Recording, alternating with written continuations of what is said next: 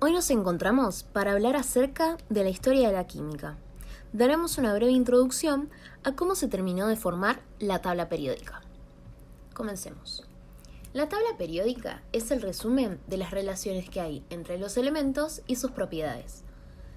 Cada elemento es una historia y fue fabricado en inmensos hornos estelares, estrellas que murieron y explotaron para dar vida en el tercer planeta del sistema solar, la Tierra. El descubrimiento de cada elemento estuvo inconcluso hasta que un químico logró descubrirlo. El 17 de febrero de 1869, Dmitri Mendeleev intenta descubrir el problema de los elementos. Este hombre estuvo unos 3 días seguidos tratando de resolverlo.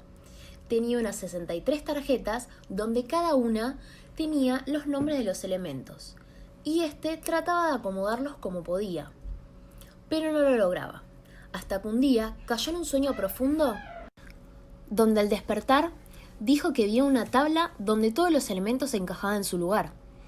En ese sueño comprendió que si se alineaban los elementos en orden creciente de sus pesos atómicos, sus propiedades se repetían en una serie de intervalos periódicos. A este descubrimiento se lo llamó tabla periódica de los elementos. Se descubrió la culminación de una obra épica de 2500 años de duración. La tabla periódica es el icono de los elementos químicos, porque es el que todos relacionan con la química. Ya para 1955 se descubre el elemento 110, el que pasó a ocupar lugar en la tabla periódica, recibiendo el nombre de Mendeleev, en relación al logro de Mendeleev. Es un elemento inestable al igual que él, y proclive a la fisión nuclear espontánea. La química es la ciencia que estudia la composición, transformación y propiedades de la materia. Sirve para todo, ya que desde que nos despertamos estamos en contacto con ella. Hasta cuando respiramos hacemos una gran cantidad de reacciones químicas. Todo está hecho de sustancias químicas, hasta nosotros mismos. La química es la base de la medicina. La química nació en la Grecia antigua. Tales de Mileto, que vivió en el siglo VI a.C., mientras caminaba por las faldas que bordeaban las colinas, vio en unas rocas unos fósiles de los que alguna vez habían sido caracoles marinos. Se dio cuenta que esas colinas alguna vez habían sido parte del mar, entonces descubrió que en algún momento todo había estado formado por agua. Concluyó que el agua era el elemento fundamental del que están formadas todas las cosas. Podían cambiar de estado y de forma. Era el primer elemento de todo. Por eso, Tales es considerado el primero de los filósofos y su pensamiento fue considerado el primer ejemplo de un gran pensamiento científico. Un par de siglos después, otro filósofo, Empédocles, proponía la teoría de los 4 elementos. Aparte del agua, le sumó el aire, la tierra y el fuego. En la misma época, Leucipo propuso la idea del átomo, o sea que esta idea tiene 2400 años. Aristóteles, el más grande filósofo, dijo que tenía que existir un quinto elemento, ya que los otros 4 eran elementos terrenales y corruptibles, y que las estrellas no podían estar hechas de ninguna de ellos, sino de otro diferente, el éter o quinta esencia, el cual resultaba perfecto. Este pensamiento científico se detuvo por casi 2000 años, dejando el camino libre para el desarrollo de la alquimia y el oscurantismo. Por esos tiempos, en Egipto, el pensamiento griego se topó con una forma de conocimiento mucho más antigua, arte egipcio o quemeia. Los griegos dieron el nombre de chemia al arte de tratar los materiales con el objetivo de cambiar su naturaleza.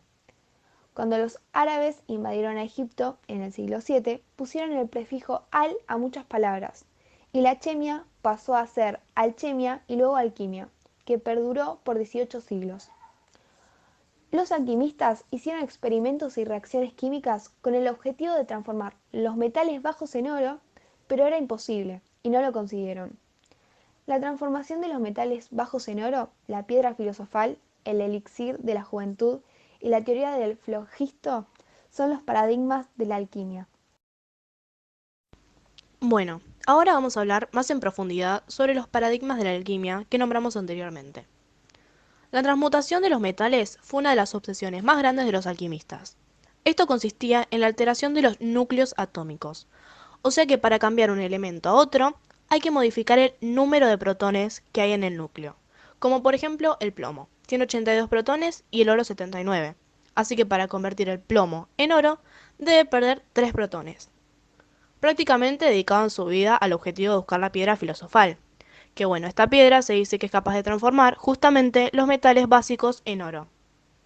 También se creía ser un elixir de la vida o juventud, que se utilizaría como remedio para, supuestamente, curar todas las enfermedades y prolongaría la vida eternamente. Claramente ningún alquimista consiguió tal elixir, o por lo menos hasta ahora. Los esfuerzos para descubrir la piedra filosofal eran conocidos como Pus Magnum, que quiere decir gran obra. Luego, con la ciencia moderna, la idea de la transmutación desapareció. Por otro lado tenemos el flogisto, que es la teoría científica que buscaba dar una explicación al proceso de combustión a través de la existencia de una sustancia que tienen los cuerpos susceptibles de sufrir una combustión llamada flogisto, cuya presencia sería la que provocaría que el objeto ardiera. Esta teoría fue postulada por el alquimista George Stahl. Este suponía que el calor puede presentarse de dos formas distintas, libre y en combinación. Esta segunda es la que él se refería como flogisto, que significa inflamable. Para él, esta sustancia es inherente a todos los cuerpos combustibles, y la combustión sería el paso de esta forma de fuego combinada a la forma libre donde podría apreciar con los sentidos. El flogisto, entonces, sería una sustancia que contiene todos los objetos combustibles, que es la que arde realmente, y que al acabarse solo dejaría los cenizas y los desechos que quedan tras la combustión. Estos cuerpos son incapaces de volver a arder porque ya habían gastado todo el flogisto del cuerpo. Retomando con lo anterior, los alquimistas conformaron un cuerpo de conocimiento científico que complementaba el de los filósofos. Por último, en Francia, en el siglo XVIII, Antoine Lavoisier, fundador y padre de la química moderna, reafirmó la teoría del flogisto y de los 5 elementos y principios aristotélicos.